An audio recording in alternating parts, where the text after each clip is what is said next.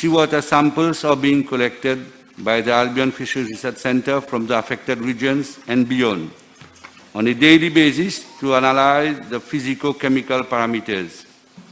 As from 7 August 2020, the oil spill analysis has revealed high level of oil and grease in the samples. This monitoring exercise will be carried out continuously until all the parameters will come back to normal. A total of 18 fish samples were collected for analysis.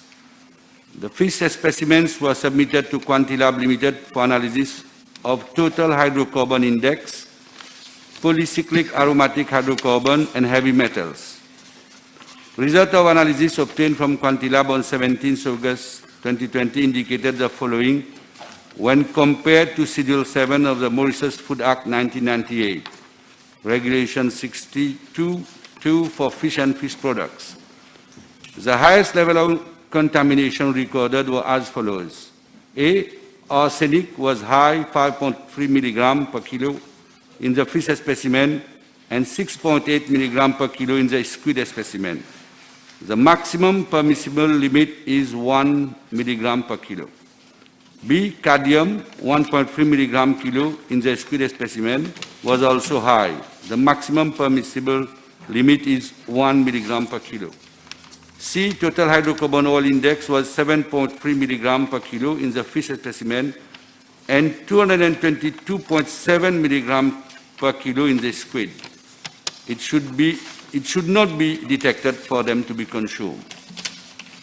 These give an indication of the level of contamination of fish in the affected regions and the fish are unfit for consumption. My ministry has issued a communiqué informing the public not to consume seafood coming from the affected regions. They have also been invited to contact the ministry for any information, clarification, and advice that they may need through a dedicated hotline at the level of my ministry. The hotline number is 173. As pointed out, the affected regions have been declared restricted areas and no fishing is allowed. The National Coast Guard and the Fisheries Protection Service are closely monitoring the situation. The testing of fish samples will be carried out continuously until all the parameters will come back to normal. With regard to the mangrove ecosystem, the surveys are still ongoing to determine the extent of damage caused. Therefore, the economic and environmental damages remain to be assessed, being given the magnitude of the disaster.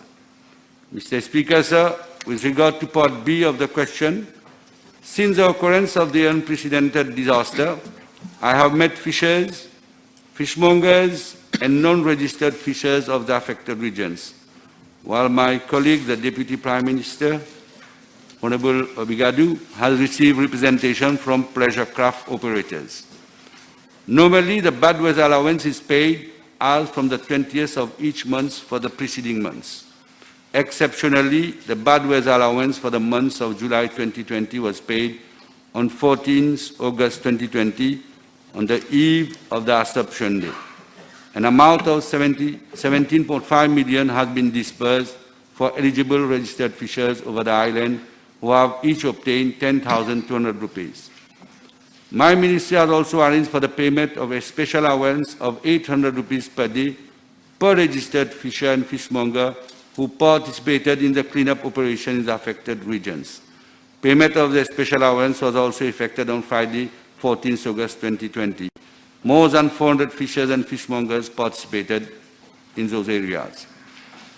Mr. Speaker, sir, Government is well aware of the fact that the livelihood of registered fishers, fishmongers, and pleasure craft operators of the affected regions, that is from Blue Bay to Grand Rivière Southeast, have been seriously affected and they have not been in gainful employment since 27 July 2020 as a result of the grounding of MV Wakashio. In a spirit of solidarity in these difficult moments, Government has introduced a solidarity grant funded from the Prime Minister's Relief Fund for the benefit of the 475 registered fishers and 71 fishmongers of the affected regions starting from August 2020. The solidarity grant amounts to 10,200 monthly. pleasure craft, 292 pleasure craft operators already benefiting from the self-employed scheme and deriving less than 10,200 will be taken on board under the Solidarity Grant at par with the fishers and fishmongers. The first payment will be effected to them at latest by 28 August 2020 through direct credit to the individual bank accounts. This Solidarity Grant will remain effective up till the resumption of normal activities in the affected regions. As regards the 31 non-registered fishers who have been declaring their catch to the Fisheries Protection Service of their locality, an assistance scheme is being worked out and will be announced shortly. I also wish to inform the House that upon the request of government, the experts and contractors retained by the owners of MV Wakashio have accepted to give priority to enlist the services of registered fishers, fishmongers and pleasure craft operators and non-registered fishers in the cleaning, operation and restoration of the affected regions. Yes, Mr. Speaker, d'après les informations captées par les images satellites, la zone sinistrée couvre une superficie de 27 km², c'est-à-dire de Blue Bay à Post-Lafayette.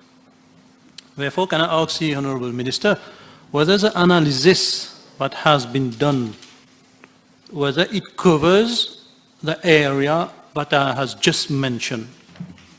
Mr. Speaker, sir, up to now, according to reports that we have received, the spill has affected Grand Rivière Southeast to Blue Bay, not Post-Lafayette or Belmar.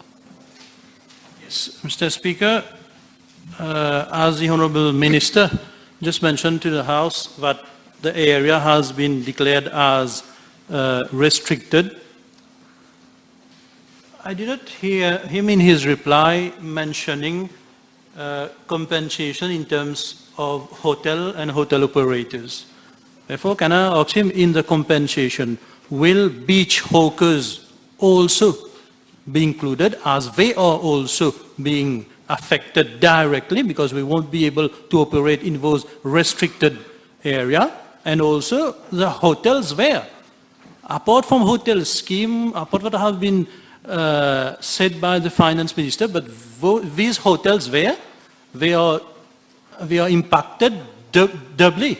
That is, by Corona, the existing issue, but also from Wakashio. What are you doing for hotel in the regions?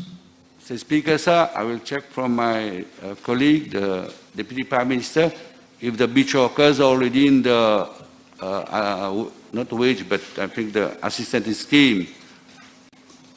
Then we will definitely look into it.